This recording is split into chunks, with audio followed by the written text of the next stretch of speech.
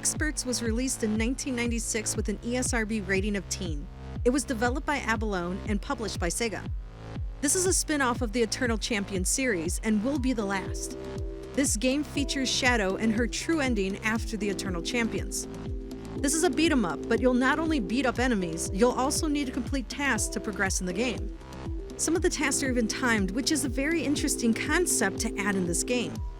You'll get to play as Shadow, Tashael, and Zachary. You can use either the 3-button controller or the 6-button controller, but I think you'll need to play with a 6-button Sega controller because it'll be easier to execute a variety of actions and potential combos. Also, each character has a torture move.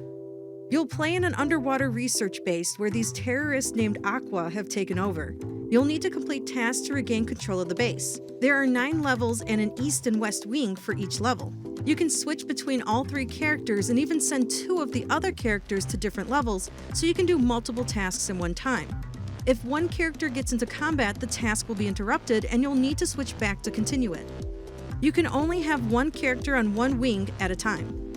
Once the primary task has been finished, you'll get the next task in the main menu and little blue spots show up on the map to let you know where to go. There really isn't any music while playing, and the ambient sounds are going to be recycled throughout the game. There are no boss fights, and there are only 4 enemies that I encountered. The most at one time were 2 enemies and your character. The controls were janky and felt delayed, so I relied mostly on kicks to make it through the fights.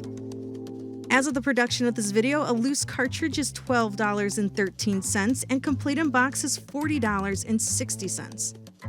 X-Perts took an old genre and tried to make it more complex than it needed to be. The tasks weren't a bad decision to include in the game. It was the duration to complete the tasks that sucked. Some were quick and others you had to stand there to complete. Finding out that you can switch between characters so you don't have to wait was a nice touch. Not giving a variety of enemies was disappointing. I mean, there wasn't even a palette change, so you actually had to see the same guys over and over. This ended up just being repetitive and boring. For me, I played through for 2 hours, and when I finally thought I understood the game, the fucking undersea base blew up and game over for me. I don't understand what happened, and I'm not going back in to figure it out. This wasn't a stellar game and definitely not worth picking up. What a disappointing end to the Eternal Champion series.